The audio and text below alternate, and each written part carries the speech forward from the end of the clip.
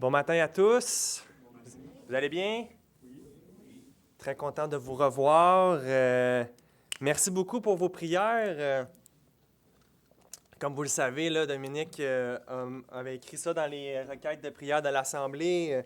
Je vous remercie d'avoir prié pour moi. Là. J'ai eu une petite commotion, une commotion cérébrale, là, devrais-je dire. Puis, dans le fond, là, par la grâce de Dieu, tout va bien. Là, je suis de retour au travail. Donc, il y avait un sermon que je n'étais pas venu prêcher ici en juillet. Donc, je suis très content de vous revoir et d'être de retour. Puis, merci beaucoup à tous ceux qui ont prié le Seigneur pour moi. Ce matin, vous pouvez ouvrir vos Bibles dans l'Épître aux Romains. Donc, c'est providentiel. On a lu Romains 8.1 pour commencer, mais la prédication va être sur Romains 8.28. Donc, un texte qui est bien connu. Donc, avant de replonger dans notre série sur Acte 15, on va faire ici une petite halte dans l'Épître aux Romains avant de recommencer de plus belle pour les prochains sermons, si Dieu nous prête vie et santé. Donc, le titre de ma prédication ce matin est « Tout concourt au bien de ceux qui aiment Dieu, un sermon pour les chrétiens affligés ». Et le verset, peut-être même que vous le connaissez par cœur, je vais le lire et après nous allons prier. « Nous savons du reste que toute chose concourt au bien de ceux qui aiment Dieu, de ceux qui sont appelés selon son dessein. » Prions tout le monde. Seigneur mon Dieu, nous sommes tous assemblés ici, Seigneur, parce qu'on veut entendre ta parole. On veut se nourrir de cette nourriture-là spirituelle qui remplit notre âme d'espoir, de joie et d'allégresse. Seigneur, ton peuple est ici ce matin et s'attend à toi. Seigneur, je ne peux pas moi-même édifier mes frères et mes sœurs. C'est seulement ta parole, quand elle est poussée par ton Esprit Saint, qui peut agir. Seigneur, on a les mains vides ce matin. On vient à toi et on te demande d'agir. Par ton Esprit Saint, parle à nos cœurs. Seigneur, je sais que dans cette Église, il y a beaucoup de frères et de sœurs qui souffrent, qui ont des différentes épreuves, des différentes croix à porter. Mais Seigneur, tu es le Dieu qui console. Tu es le Dieu qui console tes enfants quand ils pleurent. Seigneur, viens nous remplir d'espoir. Viens remplir d'espoir ceux qui sont dans des temps difficiles. Et pour mes frères et mes sœurs qui sont dans des temps merveilleux en ce moment dans leur vie chrétienne, prépare-les. Donne-leur, par tes promesses, déjà des armes pour être prêts quand l'épreuve va venir. Seigneur, je te remets ce temps. Toi, agis. Que je puisse complètement être éclipsé et que tu sois au centre, Seigneur, et qu'on puisse voir ta gloire comme Moïse qui voulait voir ta gloire. Montre-nous ta gloire ce matin. Agis en nous. Montre-nous ta puissance pour la louange de ton nom, pour l'avancement de ton royaume ici-bas sur terre, pour la gloire de ton Fils, dans le nom de Christ. Amen.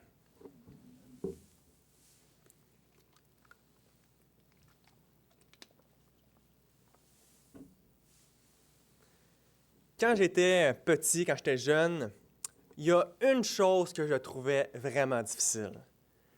C'est que quand j'avais une idée en tête, quelque chose que je voulais faire, mettons, je voyais une sortie à l'école que je voulais faire, ou je voulais aller à une fête d'amis, ou il y a un ami que je voulais aller jouer avec.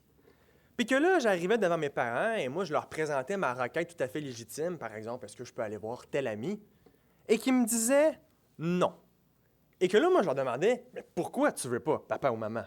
Et ils me répondaient, parce que c'est de même. Ou ils me donnaient des dérivés de cette réponse-là. Des dérivés du genre, je leur demandais, mais pourquoi est-ce que je ne peux pas aller voir telle personne? Ils me disent, non, tu comprendras quand tu seras plus vieux, tu ne peux pas comprendre maintenant, tu es trop jeune. Ou ils vont te dire, écoute, c'est pour ton bien que papa, maman fait ça, pose pas de questions. J'haïssais qu'on me donnait ces réponses-là. Parce que je voulais comprendre pourquoi que la réponse c'est non. Il doit bien y avoir quelque chose qui motive mon parent à me dire non. Moi, je voulais comprendre quelle est la raison derrière ça. Quand on est jeune, on ne comprend pas tout ce qui se passe. On est naïf. On ne sait pas comment se maîtriser soi-même. On ne sait pas qu'est-ce qui est bon toujours pour nous. C'est pour ça que le Seigneur nous a donné des parents. Et même quand on est enfant, on pense qu'il y a des choses qui sont légitimes pour nous. Eh bien, nos parents sont là pour nous protéger de ça.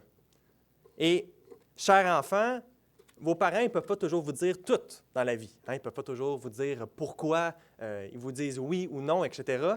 Ce n'est pas à vous de toujours savoir pourquoi. Au fond, qu'est-ce que Dieu vous demande en ce moment? C'est d'obéir quand vos parents vous disent quelque chose dans la joie. Puis, n'oubliez pas que obéir à vos parents maintenant, c'est ce qui vous prépare et vous exerce à obéir à Dieu tout au long de votre vie.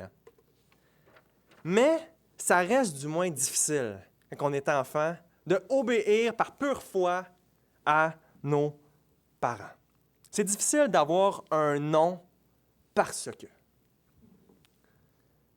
Chrétien, est-ce que tu trouves ça difficile, parfois, de ne pas savoir pourquoi Dieu répond non, parce que?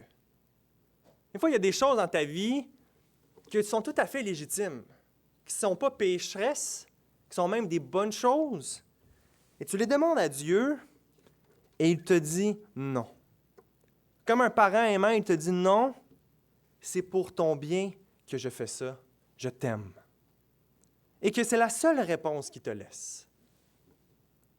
Est-ce que tu trouves ça difficile? Est-ce qu'en ce moment, il y a des prières non répondues que tu trouves très difficiles à supporter? As-tu envie de dire, comme Asaph au psaume 77, verset 10, « La droite du Très-Haut n'est plus la même. » Est-ce que tu as l'impression que Dieu il a changé? Il n'est plus comme avant. Il n'est plus comme dans le temps là, où est-ce que tu le voyais agir avec gloire et avec empressement. On dirait que Dieu n'est plus le même vis-à-vis de toi. Ou as-tu envie de dire, comme Israël dans Ésaïe 40, verset 27, « Ma destinée est cachée devant l'Éternel. Mon droit passe inaperçu devant mon Dieu. » Ou comme David, au psaume 13, verset 3, « Jusque à quand aurais-je des soucis dans mon âme et chaque jour des chagrins dans mon cœur? »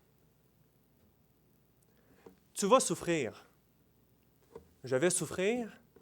Ici, on va tous souffrir. Christ nous fait de merveilleuses promesses dans sa parole, et une des promesses qu'il nous fait, c'est cette promesse en Jean 16, verset 33. « Vous aurez des tribulations dans le monde. » Et quand on est dans des situations comme ça, qu'est-ce qui nous donne de l'espoir?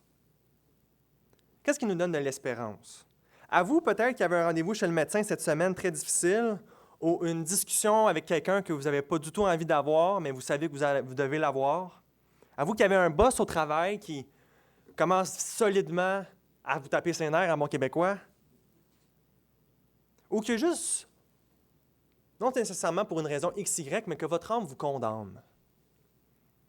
Qu'est-ce que vous avez comme espérance quand la croix devient de plus en plus lourde à porter? Eh bien, ce matin, nous avons un verset pour toute notre vie chrétienne qui est plus précieuse que tout l'or du monde. Je relis le texte. Romains 8, verset 28. « Nous savons du reste que toute chose concourt au bien de ceux qui aiment Dieu, de ceux qui sont appelés selon son dessein. » Alors ce matin, chers frères et sœurs, assez de peur, assez de tristesse de cette semaine. Maintenant, tu es un pèlerin, tu t'assois et tu laisses ton âme être bénie et être nourrie par la parole de ton Dieu qui te parle à toi maintenant. Laisse ton âme voir sa gloire, contempler son amour. Ce Dieu-là qui a cloué son Fils unique sur une croix romaine pour t'avoir avec lui pour l'éternité. Laisse ce Dieu-là ce matin te dire ses promesses. Donc ce matin, j'ai 3 points. Premier point, toute chose. Deuxième point, concours au bien. Troisième point, de ceux qui aiment Dieu. Donc on pourrait dire, premier point, toute chose, quoi? Qu'est-ce qui concourt à notre bien? Deuxième point, concourt à notre bien, comment? Comment ça fonctionne? En quoi ça concourt à notre bien? Troisième question, pour qui?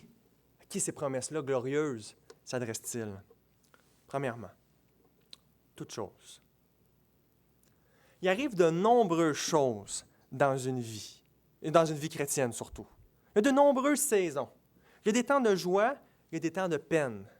Il y a des temps de facilité où est-ce que tout coule douce, là, tout va bien. Et il y a des temps où est-ce que tout jamme. Puis c'est des temps de grande difficulté. Il y a des temps où est-ce qu'on a de l'énergie, on pète le feu. Il y a des temps où est-ce qu'on est complètement à terre, à bout de souffle.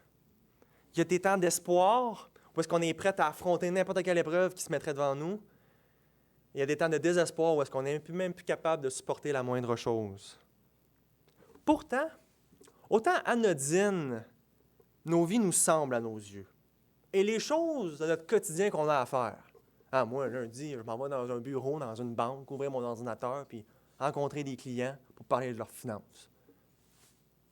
Ça a l'air d'être quelque chose complètement désuète. J'aurais pu faire une autre job. C'est quelque chose d'un peu hasardeux. Nos vies nous semblent banales, mais rien n'est laissé au hasard. Absolument tout votre être, vos caractéristiques, qui vous êtes, votre caractère, où vous êtes né, votre bagage biologique, votre bagage psychologique, vos inclinaisons, toute chose dans votre vie, jusqu'à la dernière seconde qui vous est réservée, est dans la main de Dieu. Et rien n'échappe, pas le moindre détail, à son plan parfait. Matthieu 10, verset 30. Ne vend-on pas 2 passereaux pour 1 sou? Cependant, il n'en tombe pas un à terre sans la volonté de votre Père. Et même les cheveux de votre tête sont comptés. Ne craignez donc point. Vous valez plus que beaucoup de passereaux. Peux-tu croire que ton Dieu a tellement prédestiné tous les moindres détails de ta vie que Jésus te dit ici que même le nombre de cheveux que tu as sur la tête, Dieu le sait, et il sait quand il tombe, et il sait combien il va en rester. Il y en a d'autres que vous avez besoin de plus de prier pour ça, mais bon, c'est...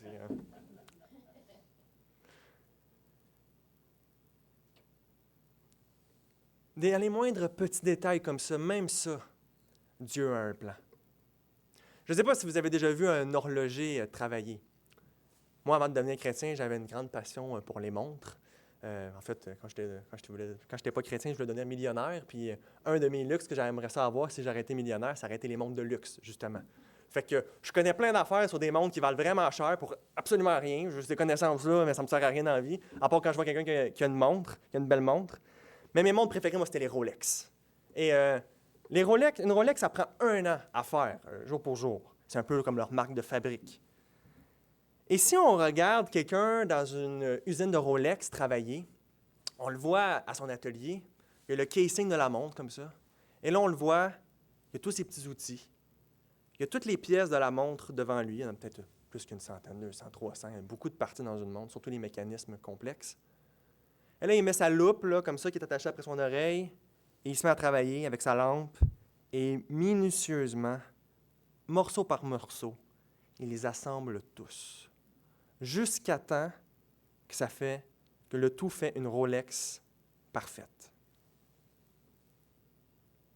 Si l'homme peut faire des choses aussi merveilleuses, aussi beaux, aussi complexes qu'une simple montre avec des bouts de métal, avec autant de précision, en étant aussi méticuleux dans les moindres détails, qu'est-ce que vous pensez que le Dieu de toute éternité a fait avec chaque détail de votre vie?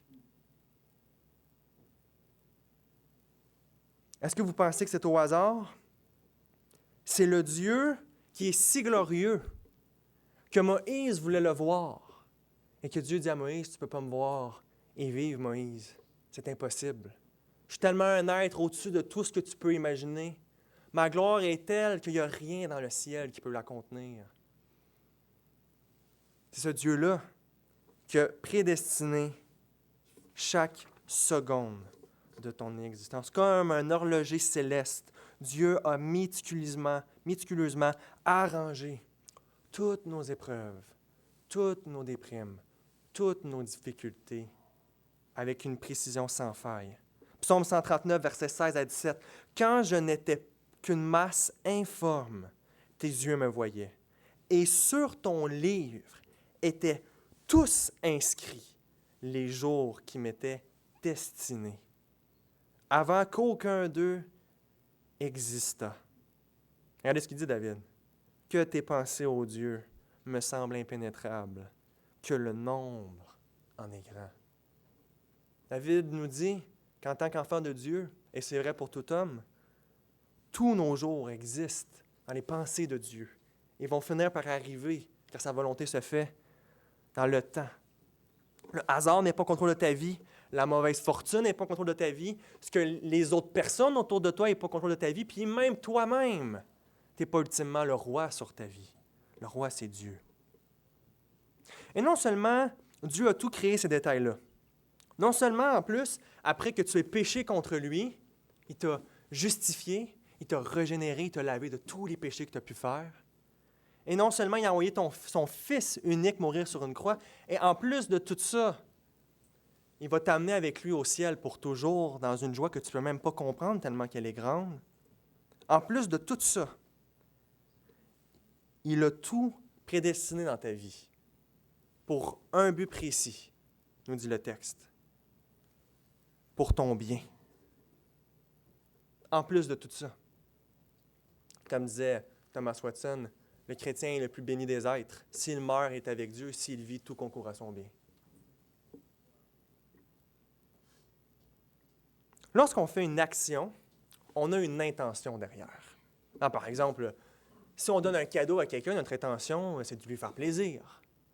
C'est de le réjouir, de lui donner de la joie, lui montrer qu'on l'apprécie. Soit qu'on l'apprécie qu'il nous a reçus pour souper ou on apprécie quelque chose qu'il a fait pour nous. Si on insulte quelqu'un, bien là, notre intention est mauvaise. On veut lui faire de la peine, on veut le rabaisser, on veut le blesser, on veut s'élever nous-mêmes. L'homme a un cœur tortueux et aussi longtemps que vous allez marcher sur cette terre, vos motifs ne vont jamais être parfaits. Il y en a un qui, lui, ses motifs, ses motivations, sont toujours parfaites. Et c'est Dieu. Dieu est l'être parfait. Il lui manque aucune vertu, aucune chose positive qu'on peut penser. Elles trouvent toute leur source en Dieu. On voit que les choses sont belles, on voit que les choses sont bonnes, on voit que les choses sont justes parce que Dieu est bon, parce que Dieu est beau, parce que Dieu est juste. On voit la gloire de Dieu à travers les bontés de sa création. Donc Dieu ne peut pas être poussé à faire quelque chose par le mal, ni par méchanceté, ni par péché. Habakkuk nous dit, chapitre 1, verset 13, « Tes yeux sont trop purs pour voir le mal, et tu ne peux pas regarder l'iniquité. » Je ne sais pas si ça vous arrive parfois d'être sur les réseaux sociaux, là, mettons sur Facebook ou quoi que ce soit, YouTube, puis il y a des vidéos qui défilent, puis là, des fois, on a 5 minutes à tuer, on va regarder ça un peu. Et là, il y a une vidéo qui pop, soit, mettons, c'est quelqu'un qui s'en va pour tomber, je ne sais pas moi, d'un escabeau, on voit qu'il va se faire mal, ou un accident d'auto, ou c'est quelque chose de hyper violent. Je ne sais pas pour vous, moi, je ne suis pas capable de regarder ces vidéos-là. Quand je vois quelqu'un qui s'en va pour se faire mal, là, je skip la vidéo, je passe, je ne suis pas capable de la regarder. Ça vient trop me chercher, j'aime pas ça voir des gens se faire mal. Mais de la même façon, Dieu ne peut pas regarder au mal. Dieu ne peut pas regarder à l'iniquité, nous dit Habakkuk. C'est tellement contraire à ce qu'il est qu'il ne peut pas le supporter. Donc ça veut dire que dans toutes les choses que Dieu a destinées dans ta vie, rien, même pas une seule chose qui t'arrive, provient de Dieu avec des motifs de méchanceté de sa part, de cruauté, de vengeance et même de jugement. Parce que la seule chose que Dieu peut nous donner dans ce champ lexical-là, c'est la discipline d'un père aimant. Mais Dieu ne juge pas ses enfants comme il jugerait un impie, mettons en enfer, quelque chose comme ça, mais il nous discipline. Rien ne vient de sa malice. Il n'en a pas. Le pur amour de Dieu est ce qui a amené à choisir ta vie comme qu'elle est, à te donner ce qu'il te donne. Il y a un motif d'amour pour ton bien. Et comme c'est difficile à croire ça, hein? On dit toute cette vérité-là, on la confesse toute, elle est marquée dans 1689, on la confesse. Mais quand l'épreuve est là, hein, quand la souffrance est là, puis qu'on la ressent pour vrai, comme c'est difficile à croire. Quand ça fait mal, pour vrai. Quand les larmes coulent, c'est des vraies larmes. Quand les gémissements sortent de notre bouche à l'annonce d'une mauvaise nouvelle ou qu'on a entendu que quelqu'un est tombé malade, c'est des vraies douleurs qu'on exprime. Lorsque notre âme est abattue, elle est vraiment pour de vrai dans la noirceur. On ne fake pas. On ne fait pas semblant. On n'est pas content d'être là-dedans. On a mal. Qu'est-ce que tu veux que je te dise? Comme c'est difficile de croire à ça. Et là, des fois, on peut se demander, pourquoi c'est le même? Toutes ces glorieuses promesses-là de l'Évangile que Dieu me fait. Pourquoi que c'est si glorieux dans l'Évangile et que là, quand j'arrive dans ma vie, j'ai tant de souffrance? Et ça fait tant mal? Si Dieu m'aime tant, pourquoi est-ce qu'il me laisse dans cette situation? Pourquoi il me donne ces tourments-là? En plus, ça vient de lui. Ultimement, c'est lui la cause. Rappelez-vous, hein, Dominique avait fait une excellente job dans sa série. Là. Dieu n'est pas moralement responsable pour ce qui nous arrive, pour ce que le péché arrive. Dieu est souverain sur toute chose. Si vous voulez comprendre les raisons plus de défense de la foi derrière ça, je vous invite à réécouter sa série où est-ce qu'il rentre dans le détail de ces arguments-là, parce qu'à première vue, ça peut sembler des très bons arguments, mais il y a des trucs qui ne fonctionnent pas dans ces arguments-là, que je ne vais pas rentrer dans le détail ici, mais si c'est une question qui vous intéresse ou qui vous trouble. Donc, pourquoi est-ce que je souffre? Si Dieu a tant d'amour, si Dieu est uniquement poussé par l'amour. John Piper donne un exemple pour expliquer comment ça se fait que Dieu nous prédestine à la souffrance, mais en même temps, nous aime plus que personne ne nous a jamais aimés ici sur terre en Jésus-Christ. Imaginez une mère aimante. Là. Il y en a des mères là, qui cajolent leur enfant, là, puis qui... Puis c'est ça qu'ils ont besoin au début, les enfants. Ils ont besoin de l'amour de leur mère, le réconfort d'une mère. Mais qui est une mère là, qui est littéralement prête à mourir devant n'importe qui pour protéger son enfant. Qui le chérit, qui prend soin de lui, qui s'en occupe. Cette mère-là a juste de la tendresse pour son enfant puis de la compassion pour lui. Imaginez que cet enfant-là, il tombe très malade. Il pogne un méchant rhume. Là. Puis, il a la santé fragile, cet enfant-là. Donc, le rhume, il est tellement sérieux qu'il peut même l'amener à la mort. Et la mère a une façon de guérir l'enfant. Elle va lui donner un sirop vraiment dégueulasse. Moi, ma mère, elle me donnait un sirop, là. Il me semble de mémoire, c'était à saveur de sapin. Oh! Tu sais, là, quand tu pognes ces sirops-là, là, ça décongestionne tout. Ça te fait tellement un effet, tu as l'impression que c'est la première fois de ta vie que tu respires, là, tellement que c'est puissant. Là, et la mère, elle sait que pour guérir l'enfant, il faut qu'elle lui donne ce sirop-là très amer. Très amer. Elle sait que son enfant, quand il va le prendre, il va probablement grimacer. Il va peut-être même être en colère après elle. Pourquoi tu me donnes ça? Je ne vais pas manger ça. Pourquoi tu me mets ça dans la bouche? Il ne comprend pas, lui, pourquoi qu'elle lui donne ce sirop-là qui coûte si mauvais. Peut-être qu'il va pleurer. Peut-être qu'il va être triste.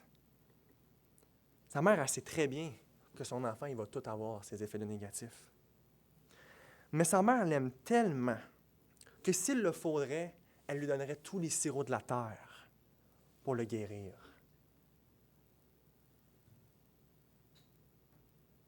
Est-ce que cette mère-là est méchante? Est-ce que cette mère-là est cruelle? Non. C'est une mère aimante. Et en fait, dans la vérité, ça brise son cœur de petite mère de voir son enfant comme ça trouver le sirop autant amer que ça. Mais elle sait que ça va le guérir. Elle voit au bout du tunnel ce qui s'en vient. Elle sait. Elle le sait très bien qu'une fois que son enfant va avoir goûté le goût amer du sirop, puis qu'il va être complètement guéri, son enfant, il va remercier sa mère de l'avoir donné ce médicament-là. Qui était dégueulasse, oui, il était dégueulasse. Même sa mère, elle reconnaît qu'il était dégueulasse, le sirop, mais il l'a guéri. Lamentation 3, versets 31 à 37. Car le Seigneur ne rejette pas à toujours, mais lorsqu'il afflige, il a compassion, selon sa grande miséricorde. Car ce n'est pas volontiers qu'il humilie et qu'il afflige les enfants des hommes. Quand on foule aux pieds tous les captifs du pays, quand on viole la justice humaine à la face du Très-Haut, quand on fait tort à autrui sans cause, le Seigneur ne le voit-il pas? Qui dira qu'une chose arrive sans que le Seigneur l'ait ordonné? Je trouve ça tellement beau, ça, parce que Jérémie, il montre toute la compassion de Dieu et qui ne donne pas volontairement les épreuves, dans le sens qu'il ne prend pas plaisir à nous voir souffrir. Et à la fin, il n'y a aucune gêne à dire que c'est tout Dieu qui les amène. Y a-t-il une chose qui arrive sans que le Seigneur l'ait ordonné? La parole de Dieu nous montre les deux vérités, non pas pour les opposer, non pas pour les mettre en contradiction, non pas pour pointer le doigt à Dieu, mais pour nous réconforter. John Piper, quand il y avait eu la crise du 11 septembre, il avait posé une question, je pense que c'était je paraphrase ce qu'il dit, mais je pense que c'était dans une émission de radio. Il avait demandé est-ce que Dieu est en contrôle du 11 septembre? 25 000 personnes, je pense, à peu près, si je ne dis pas n'importe quoi de mémoire, qui sont décédées. Il dit oui, il est en contrôle. Puis il dit, vous voulez que ce soit qui est en contrôle? Le hasard? Que ça arrivé pour absolument aucune raison? Voulez-vous que ce soit Satan qui est en contrôle? Ou je vous donne un Dieu omnipotent, omniscient, qui sait tout, qui n'a pas un once de mal en lui, totalement en contrôle de tout. L'avion, il aurait pu dérailler de 60 pieds, puis il n'y aurait personne qui serait mort. Pensez-vous que Dieu peut dérailler un avion de 60 pieds s'il veut? Certain qu'il peut. C'est quoi vous voulez? Vous voulez le désespoir de croire que Dieu n'existe pas? Vous voulez le désespoir encore pire que croire que c'est un Dieu maléfique? Vous voulez la vérité de la parole de Dieu? Que Dieu va nous faire marcher par la vue à un seul moment. C'est au ciel. Ici, une seule façon, c'est la foi. On marche par des choses qu'on ne voit pas. Paul nous dit, les choses qu'on voit, on peut-tu les espérer encore? Ces vérités-là, si on les ressentirait tout le temps, on pourrait-tu encore les espérer? Non, ils seraient tout le temps là. Isaïe 49, versets 15 à 16. « Une femme oublie-t-elle l'enfant qu'elle allait? N'a-t-elle pas pitié du fruit de ses entrailles quand elle l'oublierait? » C'est-à-dire, même si l'amour d'une mère défaille, moi, je ne t'oublierai point. Voici, je t'ai gravé sur mes mains. C'est tellement beau, hein, l'image, en sachant que la croix s'en vient, hein, qu'on a déjà cette lueur-là de l'Évangile que Dieu nous a gravé sur ses mains. Comme la mère n'est pas immorale, si elle donne quelque chose d'amer pour son enfant, avec un but glorieux pour son bien, de même, Dieu, là, il pourrait vous donner tout ce que vous pouvez imaginer. S'il vous promet que c'est pour votre bien, puis que vous allez voir un jour qu'il n'y a rien qui est laissé au hasard, puis qu'il dit « Fais-moi confiance », puis tu vas voir qu'à un moment donné, pas maintenant, mais à un moment donné, tu vas comprendre. À un moment donné, ça va faire du sens. C'est ça que Dieu nous dit. Il nous dit de le faire confiance. C'est ce qui nous amène à notre deuxième point, 2, concours au bien. Mais comment les choses difficiles que Dieu nous envoie concourent-ils à notre bien au juste? Donc là, on a vu que Dieu était souverain sur tout et que Dieu inclut tout, ce qui nous arrive pour notre bien. Mais comment est-ce que ça fonctionne? Comment est-ce que ça, comme on dit en anglais, how the rubber meet the road? Hein? Comme des scientifiques pourraient étudier l'effet d'un médicament sur quelqu'un, qu'est-ce qu'il fait sur son corps, qu'est-ce qu'il fait sur sa santé mentale, sa santé physique. Qu'est-ce que l'épreuve fait quand elle rencontre le chrétien? Ici, c'était pas très facile cette partie-là parce que il y a tellement de choses qu'on pourrait dire. Et je me donne à peu près 45-50 minutes et c'est une prédication. Donc, je ne vais pas tout survoler. Steven Lawson disait une des décisions les plus importantes et les plus difficiles qu'on a à faire quand on écrit un sermon, c'est choisir qu'est-ce qu'on ne met pas dedans. Si tu te donnerais 3 heures, tu prendrais les 3 heures, mais il faut être raisonnable. Si jamais vous voulez rentrer en plus grande profondeur dans ce sujet-là et vraiment voir là, des plus grandes ramifications à comment exactement, dans plein de situations différentes, est-ce que Dieu agit pour notre bien? Parce que là, je vais nous donner des principes. Je vous conseille le meilleur livre sur le sujet, Les Consolations divines de Thomas Watson, le Puritain. C'est un livre, le livre, il est à peu près 200 pages, c'est juste sur Romains 8, 28. Fait que Thomas Watson, il rentre dans plein de choses qui concourent à notre bien, puis il explique comment ça concourt à notre bien. De mémoire, il prend la souffrance, la tentation, la dépression spirituelle et le péché même. Comment est-ce que Dieu même peut utiliser notre péché pour notre bien, même s'il le déteste. Donc, si vous voulez entrer en plus de détails, je vous recommande vraiment cet ouvrage. Mais maintenant, comment est-ce que les pires choses peuvent concourir à notre bien? De deux façons. Premièrement, Dieu nous rend plus heureux en lui dans cette vie par l'épreuve. Donc, dans cette vie, ça c'est premièrement. Et deuxièmement, Dieu nous rend plus heureux en lui éternellement dans la vie à venir par des récompenses célestes qui sont liées à ces épreuves-là. Donc, ça c'est le deuxième. Donc, inquiétez-vous pas, je vais expliquer les deux. Donc, commençons par le premier. Qu'est-ce que je veux dire par les épreuves? Dieu nous rend plus heureux en lui maintenant sur cette terre. Voici comment je résumerais ça, en général. Dieu va utiliser toutes les mauvaises choses qui nous arrivent pour plus nous détacher des choses de ce monde et du péché, pour nous centrer plus sur lui et sur la Jérusalem à venir. Je répète, Dieu va utiliser toutes les mauvaises choses qui nous arrivent pour plus nous détacher des choses de ce monde et du péché, pour nous centrer sur lui et sur la Jérusalem à venir. Donc, il y a ces bénéfices-là qui vont arriver quand l'épreuve va vous rencontrer. Et là, c'est bien important de comprendre que ça, dans différentes situations, dans différentes épreuves, ça peut prendre forme de façon différente. Laissez-moi vous donner un exemple que Thomas Watson donne dans son livre pour expliquer comment ce principe-là arrive dans la réalité. Prenons un chrétien. Ce chrétien-là, ça fait plusieurs années qu'il est chrétien et qui, là, Dieu lui donne une saison d'abattement spirituel. Et ce qui là-bas, particulièrement, nous dit Watson dans son exemple, c'est qu'il n'y a plus de communion avec Dieu comme qu'il y avait auparavant. Donc, comme les puritains appelleraient, ce qu'on appelle une dépression spirituelle. Quand notre joie du salut, notre joie dans le Seigneur, notre joie dans les moyens de grâce, notre simple joie de vivre pour la gloire de Dieu est en train de mourir et descend de plus en plus à petit feu. Donc, c'est un chrétien que, comme Dieu a délaissé Jérusalem et l'a abandonné et a retiré ses anges et a laissé Rome venir et tout piller en l'an 70, c'est un chrétien qui se sent exactement comme ça. Dieu l'a délaissé. Il est parti. Son âme n'a plus cette conscience-là de sa présence. Ne ressent même plus cet amour-là pour lui. Ça me fait penser à David Brainerd, qui est un missionnaire américain qui, à un moment donné, écrit dans son journal intime, qui est tellement bas dans sa dépression spirituelle qu'il n'a même plus envie d'aller au ciel puis qu'il n'a même plus peur d'aller en enfer. Tellement qu'il est rendu complètement indifférent à tout, tellement qu'il est rendu bas. Donc, Watson nous dit que, vu que toute chose concourt au bien de ceux qui aiment Dieu, même ça, l'absence que Dieu fait, ça concourt à son bien. Comment? Watson illustre beaucoup de choses.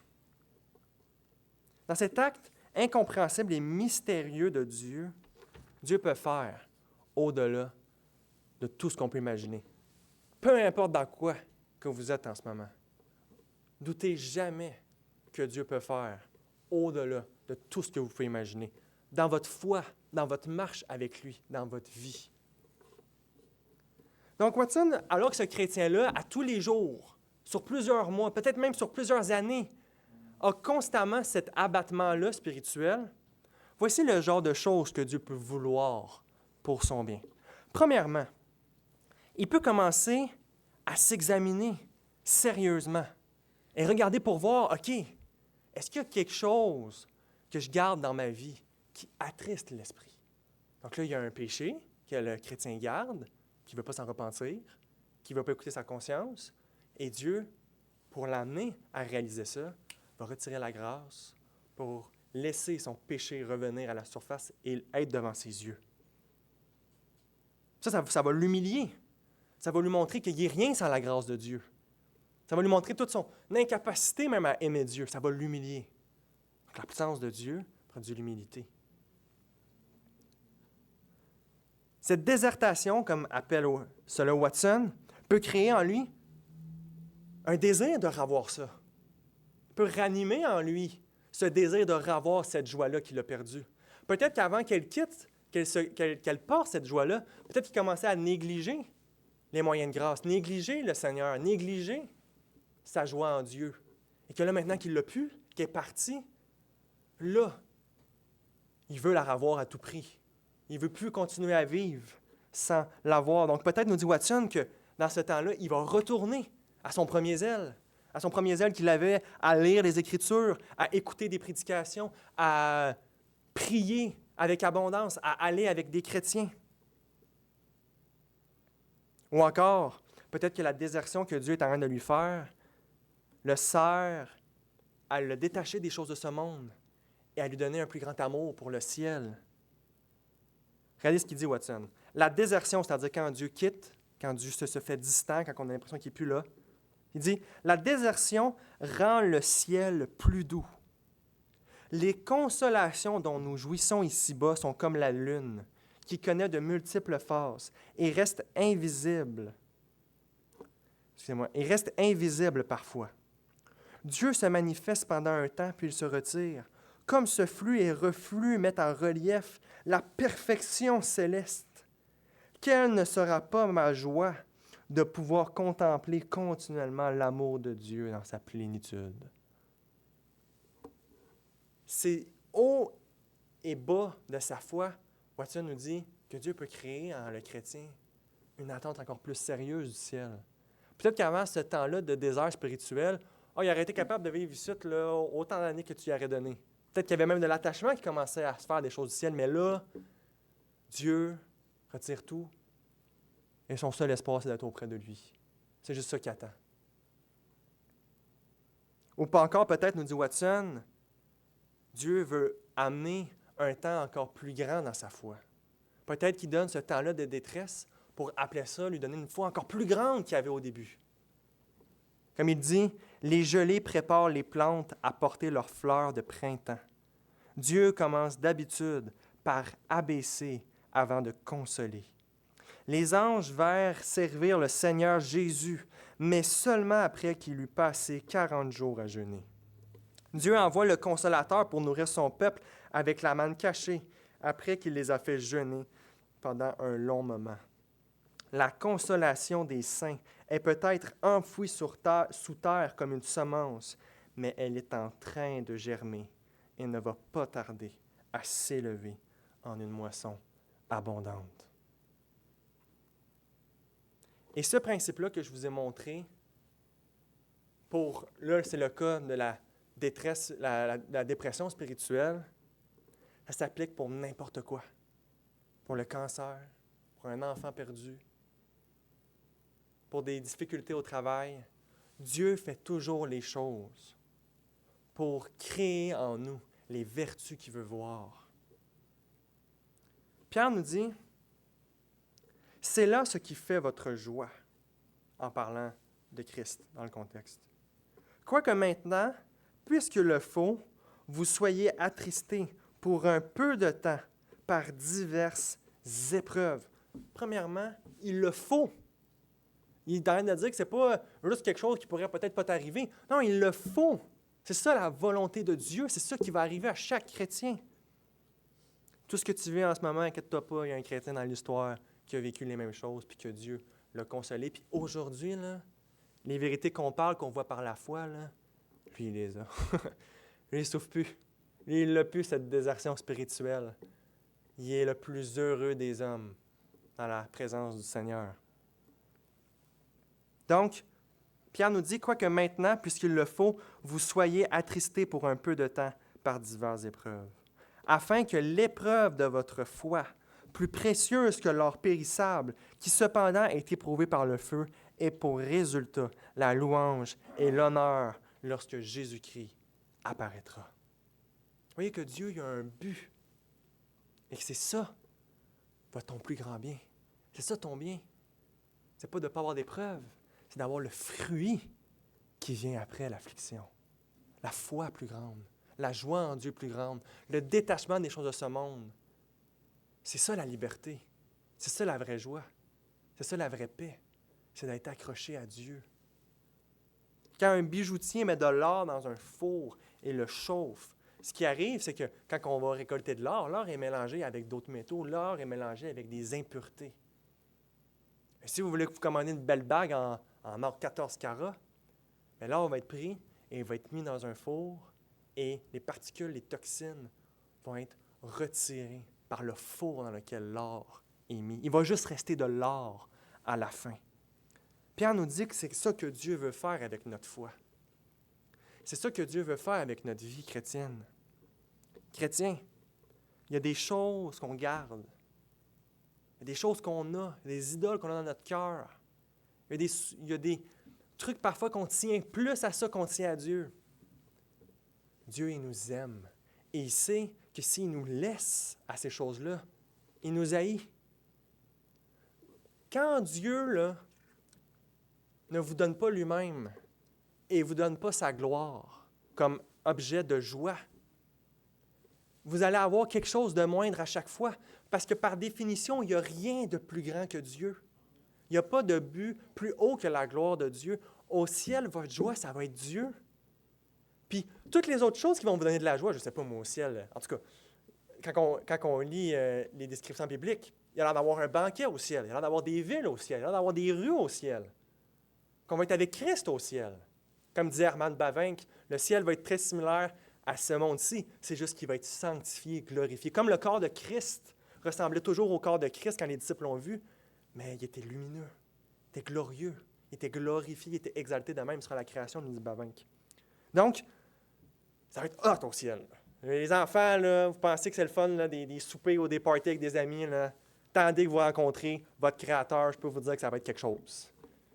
Puis toutes les autres choses qui vont vous donner de la joie au ciel, les autres chrétiens que vous allez voir, les personnes, les martyrs qui vont voir d'autres martyrs avec qui sont morts, l'amour qu'ils vont voir les uns pour les autres, la beauté de la Nouvelle Jérusalem, la beauté de la création sanctifiée. Vous savez pourquoi toutes ces choses-là vont les rendre heureux? Parce que ça va les repointer au Créateur. Parce que toutes ces bontés-là, toutes ces merveilles-là, ils vont les retourner en gloire à Dieu. Donc Dieu va être partout. Et Dieu va nous rendre heureux en toutes choses qu'il a créées. Donc c'est ça que Dieu veut pour nous. C'est ça notre plus grand bien. Des fois, là, une affaire qui m'aide, là, si je me rappelle, me dit « Daniel, tu es aveugle. Tu penses que tu as besoin de ça. Toi, dans ta tête, tu te fais croire que si tu aurais ça, tu n'aurais plus de problème. Mais tu es aveugle. En ce moment, la convoitise est amorcée, ou tu es loin de Dieu. C'est pour ça que tu crois ça. Mais tu es aveugle. La vérité rend libre. Jésus dit, vous connaîtrez la vérité vous rendra libre. C'est ça qui arrive. Satan nous amorce, il sème des choses dans notre cœur, puis on oublie de revenir au diapason de la vérité de la parole de Dieu. Puis quand on y revient, on y goûte, on fait, c'est ça la vérité. Je le savais depuis tout ce temps-là, je le sais, mais j'ai goûté, comme nous dit le psaume, que l'Éternel est bon. Comme dit Thomas Watson, la correction sert à redresser le cœur et à le replacer au bon endroit. Le forgeron place une barre de fer tordu dans le feu afin de le redresser. Dieu me tient au-dessus du feu de l'affliction pour me redresser, pour me redonner de l'équilibre, comme il est bon de voir l'affliction redresser ce que le péché a tordu. Deuxièmement, donc, premièrement, Dieu, il fait concourir toutes choses dans notre bien sur cette terre, sanctifie notre marche avec lui, nous rend plus heureux en lui, nous libère de nos fausses idoles par l'épreuve. Deuxièmement, Dieu nous rend plus heureux en lui éternellement par des récompenses célestes liées aux épreuves.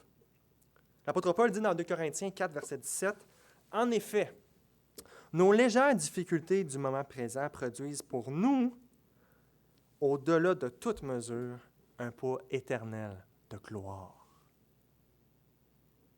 Vous allez rentrer au ciel par pure grâce.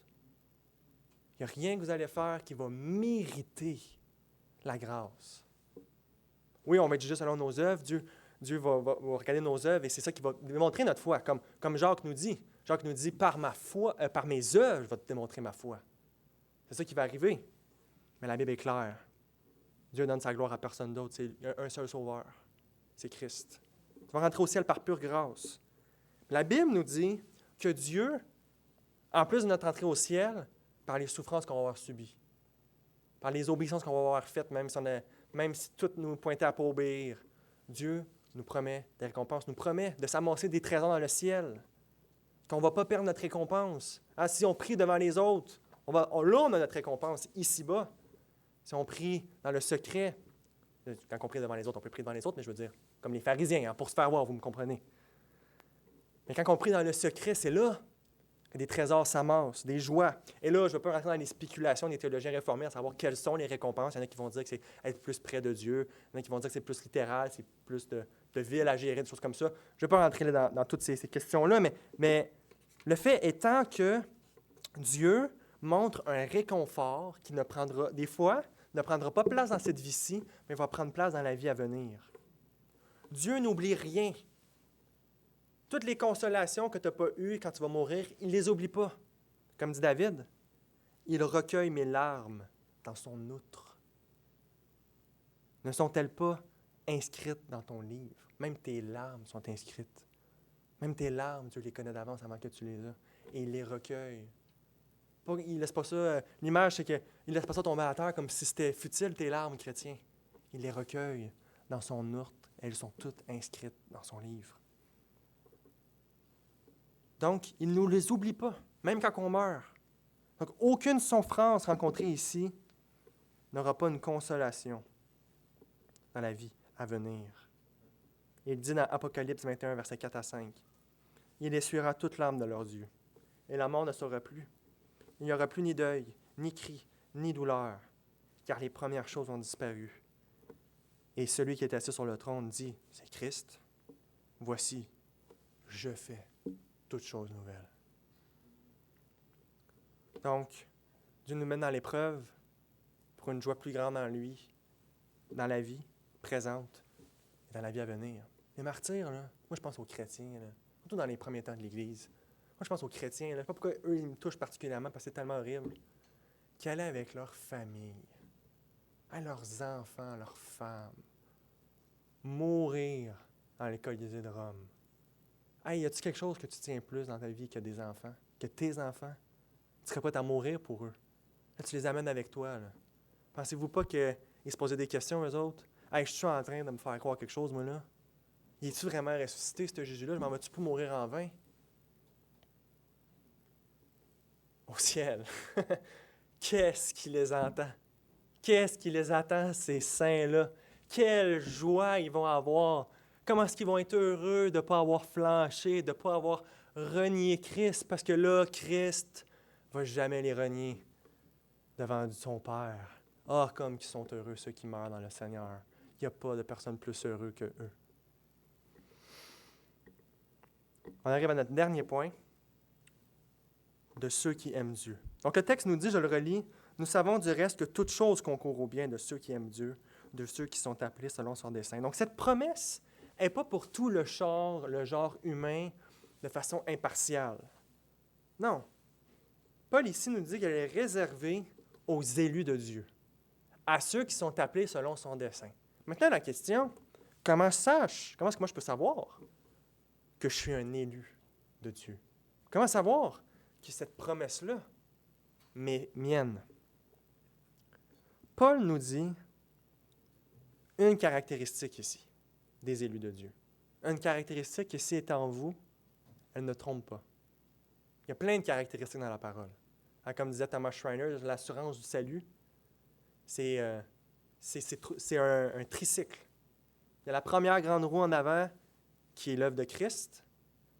Maintenant, on peut se poser la question, comment est-ce que l'œuvre de Christ m'est appliquée? Comment je peux savoir que moi, j'y ai part? Il dit, il y a la deuxième petite roue des évidences du salut, par qu'est-ce que la parole décrit de c'est quoi un chrétien. Il y a la troisième roue qui est le témoignage interne du Saint-Esprit, qu'on sait qu'on est enfant de Dieu. Et là, Paul, ici, nous dit une description pour savoir qui sont ceux qui vont hériter, qui héritent de ces promesses-là, qui vont toutes choses pour leur bien. C'est ceux qui aiment Dieu. Mon ami, aimes-tu Dieu? Et là, je suis pas en train de dire que tu l'aimes parfaitement. Hein? Et qu'on dit qu'il n'y a pas de péché, il fait Dieu menteur, la vérité n'est point en lui. Comme dit Jacques, nous tombons tous de différentes manières, de bien des façons. Et quand tu l'aimes plus comme tu l'aimais avant, est-ce que ton cœur est brisé en mille morceaux quand tu réalises ça? Quand tu vois, quand tu penses à tes temps, parce que tu aimais Dieu, est-ce que tu n'as pas envie de les revoir? Si tu aimes Dieu, si tu sais qu'au fond de toi, tu as cet amour-là pour lui, puis que même quand ton cœur est attaché à d'autres choses que lui, tu fais « Ouais, ça c'est un mensonge, ça. C'est pas vrai, ça c'est les ruses de l'ennemi. J'appartiens à Christ. C'est lui mon Dieu. » Si tu as cet amour-là pour Dieu, cette promesse est pour nous. Mais à toi qui m'écoutes, puis que tu as toute ta vie, là, tu t'en es toujours foutu de Dieu. Tu viens ici, mais c'est pas vraiment ça que tu attends. Des affaires bien plus le fun que tu aimes faire dans ta vie que d'entendre parler de Dieu, de voir Dieu. Aussi loin que tu te rappelles, tu n'as pas eu cet amour-là pour le Seigneur. Eh bien, il faut écouter l'avertissement très sérieux de Paul qui dit dans 1 Corinthiens 16, verset 22, « Si quelqu'un n'aime pas le Seigneur, qu'il soit anathème, qu'il soit maudit. » Il n'y a personne qui va être au ciel qui n'aimera pas Dieu. Il n'y a personne qui va être au ciel qui ne sera pas rempli d'affection pour Dieu. C'est seulement ceux qui l'aiment. Dans 1 Thessaloniciens, Paul nous dit que Jésus va revenir pour chercher ceux qui aiment le jour de son avènement. Donc, si ce n'est pas en toi et que tu ne l'as jamais eu, je ne parle pas, là, écoutez-moi bien, là, le chrétien là, qui continue là, à s'abattre, là, que tu sais que tu es chrétien dans le témoignage et tu es dans un temps difficile, c'est pas à toi que je parle. Je parle à quelqu'un qui est mort dans ses péchés, qui n'a aucune vie spirituelle en lui. Il faut que tu ailles à Christ. Parce que cet amour-là, ce n'est pas un amour humain, c'est un amour qui est donné par Dieu. Demande-lui, cherche et tu trouveras, cogne, on va t'ouvrir. Il ne fermera pas sa main si tu viens à lui. Demande-lui, donne-moi cet amour-là. Sois mon plus grand bien. Sois la seule chose que je désire dans ce monde. Que comme les anges désirent juste faire ta volonté et sont heureux, donne-moi la même joie à faire ta volonté et à être heureux. Et le vrai chrétien qui s'éloigne et qui abandonne son amour pour Dieu, qui le délaisse pour un temps, il finit par redire à un moment donné, dans Luc 15, versets 17 à 18, comme le fils prodigue. « Combien d'ouvriers chez mon père ont du pain en abondance, et moi ici je meurs de faim. Je vais retourner vers mon père. » Et, vous savez, ça fait mal quand on voit ça. Quand je me lève le matin, puis que là, je lis ma Bible, là, je le vois, là, comme mon cœur il est froid comme de la glace. Là. Là, je pense à plein d'affaires pendant que je lis, puis je n'ai pas envie de prier. Notre conscience nous accuse. Hein? Notre conscience, là, elle nous montre qu'il y a quelque chose qui ne tourne pas rond. Hein? Quand tu te fais mal, là, c'est pour te protéger, c'est pour te montrer qu'il y a un danger. Si tu mets ta main sur le feu, là, gloire à Dieu qui te donne des sensations nerveuses pour ôter ta main. Là. La conscience, c'est la même chose. Ça te montre qu'il y a quelque chose qui ne fonctionne pas, qui n'est pas correct. Et il ne faut pas être dans un abattement, une tristesse selon le monde. Il y a une tristesse selon le monde, un découragement, une introspection morbide qui rend stérile. Ce n'est pas ça la tristesse selon Dieu. La réprimande de Dieu, elle est là par amour. Comme un parent aimant qui reprend son enfant qu'il aime. Regarde, là, qu'est-ce que tu as fait. Tu as mal parlé à ta sœur. Va t'excuser, va te demander pardon. C'est correct, Dieu pardonne, on va prier ensemble. C'est correct, papa, il t'aime. Refais plus ça, prends au sérieux ça. C'est ça qu'un père aimant fait. Il ne fait pas « Hey, t'es plus mon fils, va-t'en de chez nous ». Non. Pourquoi il pourrait faire ça? C'est son enfant. Il ne va jamais l'abandonner. Mais il l'aime et il va le discipliner. Regardez ce qu'il vous dit Jésus ce matin. Et je termine sur ça. Apocalypse 3, 19, verset 3, verset 19 à 20. Moi, je reprends. C'est Jésus qui parle. Notre sauveur, là, qui est mort sur une croix, il nous parle. Moi, je reprends et je châtie tous ceux que j'aime. Aie donc du zèle et repens-toi. Voici, je me tiens à la porte et je frappe. Si quelqu'un entend ma voix et ouvre la porte, j'entrerai chez lui, je souperai avec lui et lui avec moi. Tu le sais, mon ami, que rien ne te rendra heureux comme ton Jésus. Tu le sais. Pourquoi chercherais-tu ta joie ailleurs? Prions. Seigneur notre Dieu, viens nous fortifier, viens nous consoler, sois notre espoir. On te remercie tellement que les souffrances du temps présent sont temporaires, elles ne sont pas éternelles. Ah Seigneur, comme qu'on aurait été malheureux si on n'aurait jamais connu ton Fils. On aurait les mêmes épreuves que tous les hommes et en plus, on n'aurait aucune espérance. Mais on a l'espérance de ton Fils Jésus-Christ. Je te prie pour mes frères et mes sœurs qui vivent un temps difficile, Seigneur. Sois avec eux. Qu'entre frères et sœurs, on puisse t'encourager, on puisse t'édifier, on puisse te soutenir, qu'on puisse compatir, qu'on puisse oublier soi-même et penser aux autres avant nous. Seigneur, bénis ton Église. Rappelle-nous de ces vérités. Et Seigneur, tu nous connais. Tu connais nos faiblesses. Dans les temps difficiles qu'on peut vivre, dans les temps difficiles qu'on va vivre, fais-nous goûter au contentement, à la paix que seul ton Évangile peut donner. Sois avec nous, Seigneur. Comme dit David, ne nous retire pas ton Esprit Saint, mais qu'un esprit bien disposé nous revienne. Amen.